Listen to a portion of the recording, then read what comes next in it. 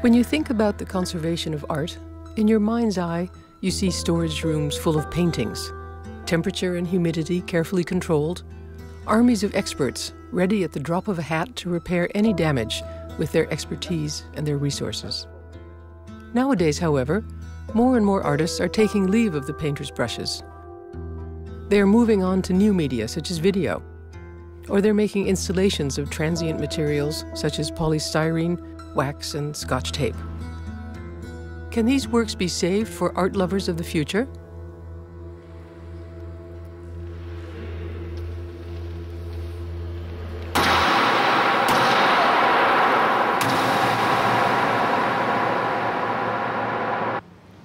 In 2005, the Rotterdam Museum Boijmans van Beuningen showed the installation Notion Motion by the Icelandic-Danish artist Olafur Eliasson.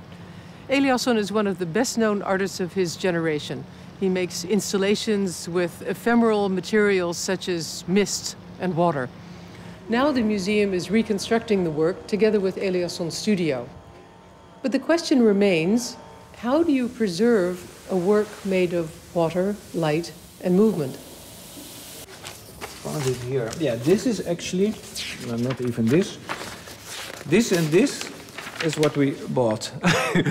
So this is the work of Olafur Eliasson, and here, this is probably the most interesting part. So this is, of course, these are our spaces, and then this gives some measurements. But that's all that you buy. And here, of course, it's saying that this is a certificate of authenticity, and then it's more like they say, the piece must be installed as described in the installation drawing on this document. So there's the other one.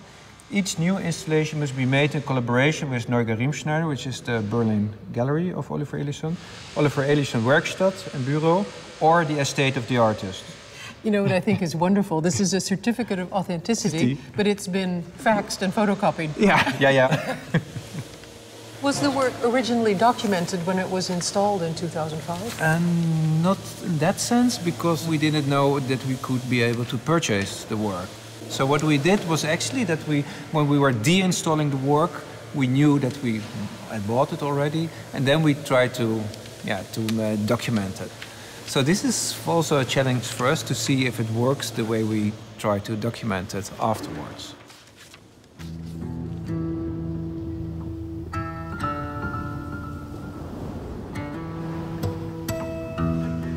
People always ask, how can you ever buy such amazing works? Because this is like 1,500 square meters of work. So, and it's made of water and light. Water, light, wood. So these kind of very poor materials. So of course it's a waste of money to keep these materials. So we more or less destroy everything, but we're keeping some samples that we thought can be useful to reconstruct the work. So what you do if you buy a work, this kind of work, which are huge installations, so you buy the concept of the work.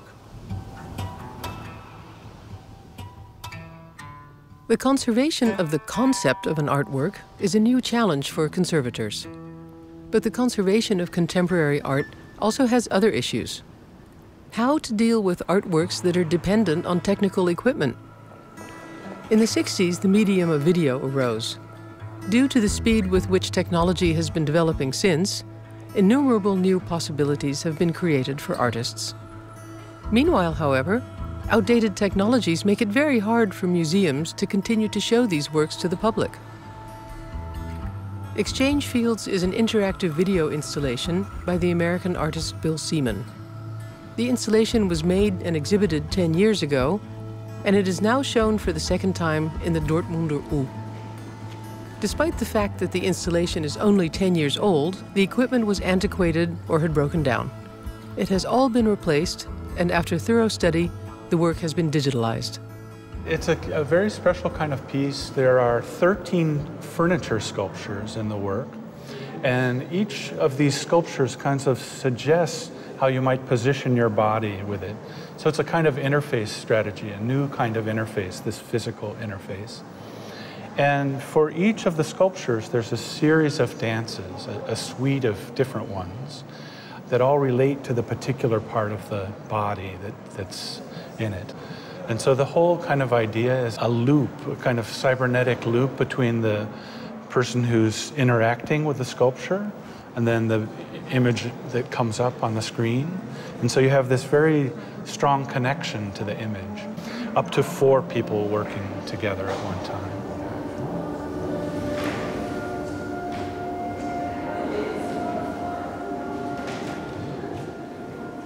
There's an element to it, Bill, of a test. Uh-huh. Do you read me? Uh-huh. Are you out there? Do you hear me? I mean, does it understand that Does you've it understand me? Uh-huh. Yeah. And do you think it's answering you, or? Yes, but it is indeed very quick, and the fact that the 2 images become overlaid makes you understand that yes, it is hearing you. Uh-huh. What was the technology that you used for the original installation? Yeah, the original installation was done with Laserdisc, and Laserdisc could hold half an hour of video and instantly be searched and played back very quickly. So in that year, in the year 2000, that was really state of the art. The work is 10 years old, but it has been produced with a video technology which is obsolete today. Bill Seaman used the so-called Laserdisc at the time, and today it's hard to find any player for this technology. And this, in fact, forms some scenario that we have with many video-based artworks, that either the video format or the display equipment is no longer available. And you may have experienced that yourself with some audio tapes or videotapes you have at home. There was a very large team involved in studying the work before the conservation actually started. Why was such thorough study required? In fact, the museum had no documentation on this artwork when they acquired it. They didn't know exactly what was the original format of the video, how the elements interacted. They had no code from the computer program. Many artists haven't even thought about this issue because they are so much in the present and into future ideas, and they don't care that much what will happen with the artwork at the time when they can't look after these works. And often even institutions like museums didn't consider that beforehand, and they only realize at a certain time when the artist can't be called in any longer that they are facing a problem.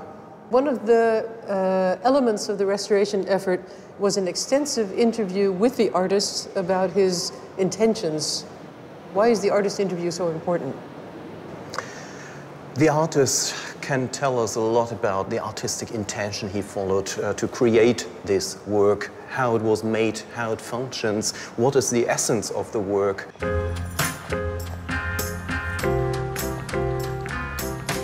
The issues of preservation, documentation, and presentation gave birth to the symposium Contemporary Art, Who Cares?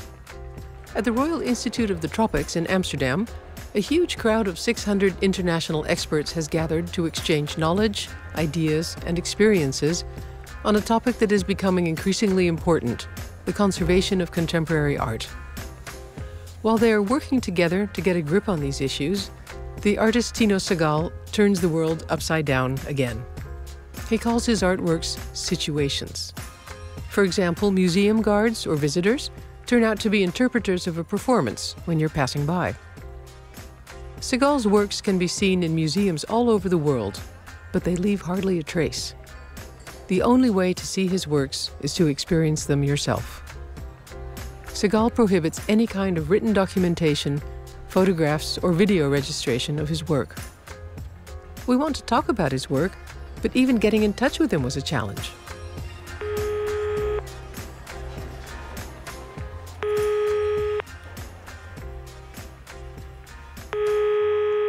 You can both speak now.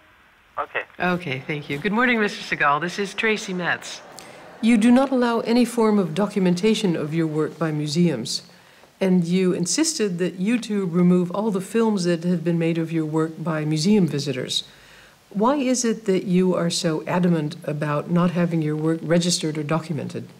Oh, because I think I just don't need it. Now the works can be repeated, and also the core of the work is, this kind of the experience of the visitor. That would be something which would be lost in a video or especially in a photo. I'm much more interested into giving a precise and high quality of an experience rather than just somehow distributing it.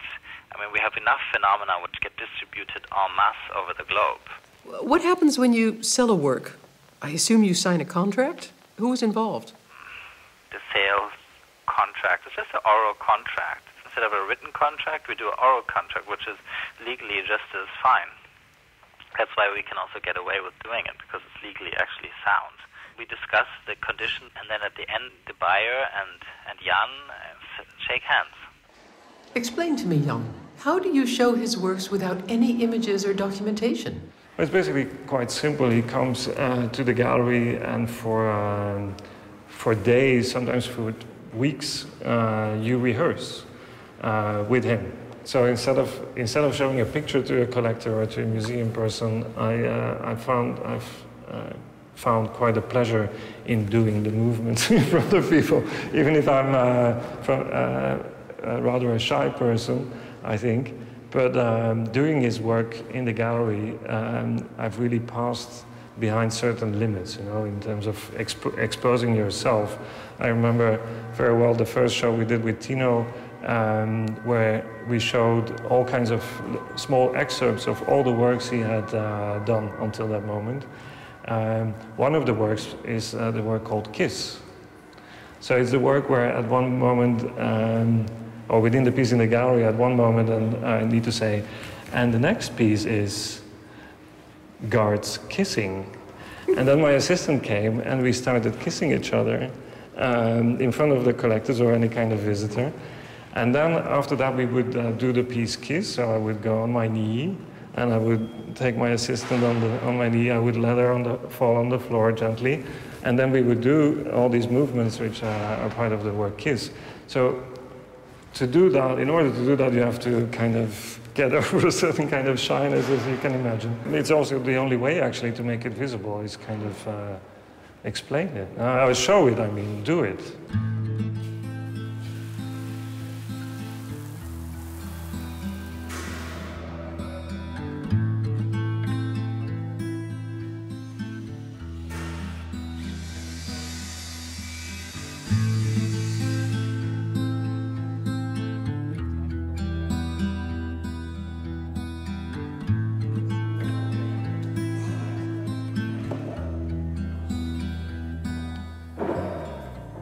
The most interesting part of the work is how to preserve the concept. So what is the freedom of the curator or who else is going to reinstall it regarding the work? So if, for example, if we have a space which is twice as small as this, is it still the same work? And if we're able to install it in a space twice as small as this, what's going to change? I try to figure out with the artist what are the parameters within we have to work if we reconstruct the work like this. Yeah, this is an essential part of the installation, but what is it? Yes, this is one of the most technical parts of the installation, because if you can see here, this is really mechanics, but always very simple mechanics, which makes that every 3 minutes there's going to be like a sponge over there, and here this is going to be a huge basin of water again. And every 3 minutes, all of a sudden the sponge plunges into the water. And this particular part is interesting because when it was first initially installed, this was broke every 2 days or whatever. So of course it's also like a way of adjusting, improving things. On the other hand, it's important for Eliasson that the mechanics are visible, that it's not like a trick.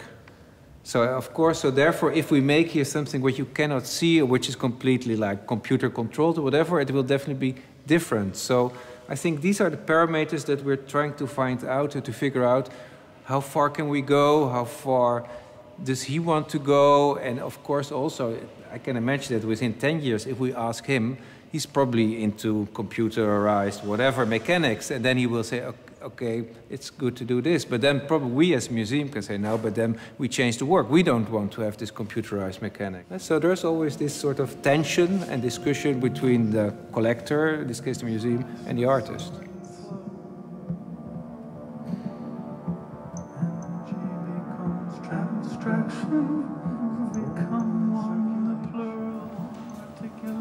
In the beginning, in the original installation, there was a delay between the visitor giving a command, shall we say, to the sensor, and that you saw the reaction on the actual screen due to the old equipment. And now the delay has disappeared. Do you feel that some of the authenticity and the scratchiness of the work has disappeared? No, in fact, it's more ideal to have less delay. I mean, when the piece was made, we were trying to optimize it so that the feedback was as quickly as possible. But then, you know, there were a series of pieces in the system. There was not only the laser displayer, there were computer-controlled mixers. And so the system had to be talking to everything and had to look at the different levels and all of these things. And now that's all happening in software. And I wish I could have done it originally like that, but a digital video at that time didn't have the speed or the clarity. Before we had banks of multiple computers and multiple laser displayers. Now it's completely in the digital realm. I'm sure Bill Seaman was very happy that this work of his, Exhange Fields, has been restored, but I can also imagine that there's a certain tension between the artist and the conservator. Artists are more involved in the creation of artworks than in the conservation, of course, and so it's natural that, in particular, I would say, media artists tend to move their ideas into according to the available latest technology, and it's the conservators' task to care about the authenticity of the work and not to move it into this new technology too quickly. And so it's a different experience whether you see a black and white film on an old projector with the sound and the light flickering than when you have the same on a flat screen. But some artists would maybe go this way, so then the curator is in this dilemma to decide what approach he might follow. To what extent is the technology really a part of the artwork, or is it only a vehicle underneath the artwork? Well, I see it as a vehicle for sure. You kind of want to forget that the technology is even there. You want to be experiencing this dancer. In terms of the furniture sculpture, those could be recreated also. I'm not so worried about the aura of the... There's this famous statement about the aura of the artwork, but I think every artwork carries its sensibility, and I don't worry. I mean, for me, a digital work or a reproduction also carries the presence of the maker somehow.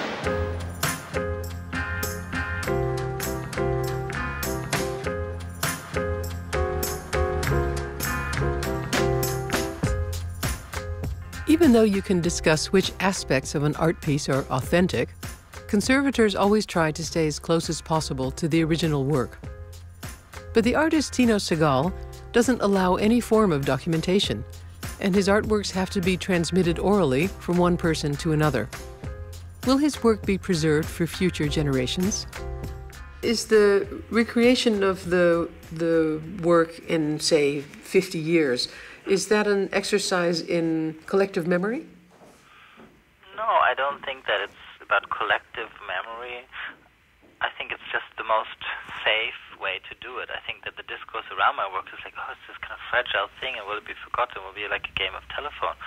But I assure you that like the opposite would be the case. If I would give like some written instructions, you know, it would always be kind of, then it would really meander. But if people really know what they're doing and why they're doing it, that's a much more stable sense. It's also like to get away from my work to go into other realms, like where do you learn stuff?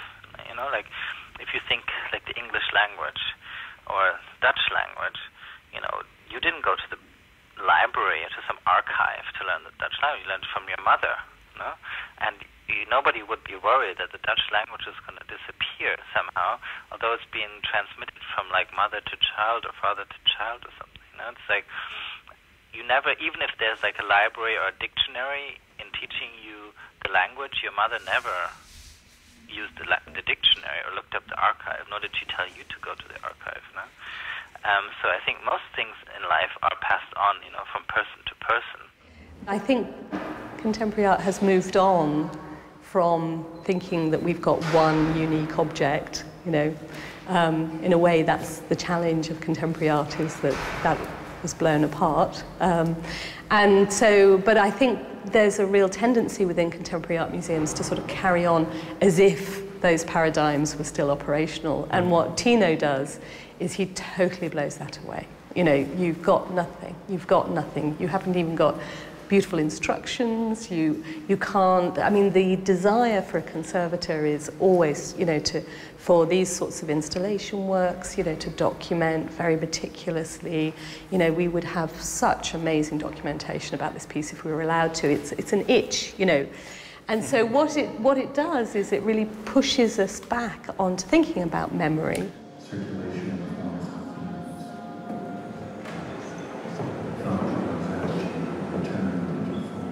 There is still the idea that a conservator, I would say, spends most of its time in a studio behind an easel, behind a painting, with a very pointed brush and does some retouching. And this paradigm has changed a lot within the last decade. The conservator for modern and contemporary art is more and more, you could call it a mediator between different professionals in the museum, technicians, curators, registrars, artists involved in trying to safeguard these artworks to the next generation.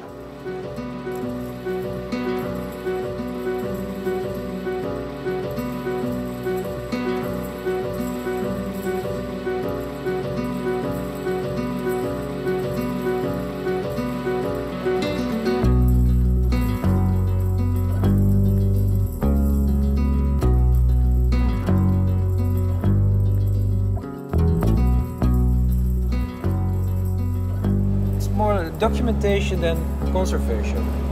Funny, you'd think that the concept would be the more ephemeral part and the actual physical materials would stay. But in fact, it's the other way around. It's the other way around, yeah, definitely. Yeah. Without trying to keep the concept, there's no work. You can keep all those materials here, but if you don't know how to handle, how to use it, it doesn't make any sense.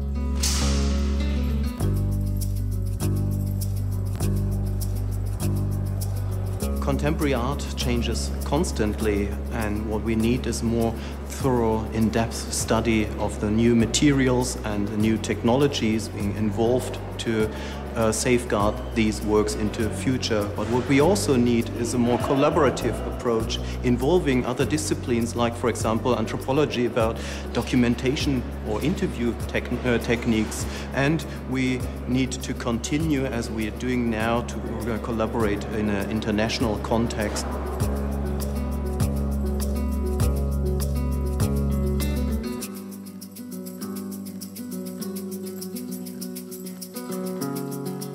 I think the timeless museum object is a myth. So one of the things that we have had in our mind to do, and I think it's a good time to do it now, is to gather our interpreters together for a summer picnic and see if we can have a little moment of conservation.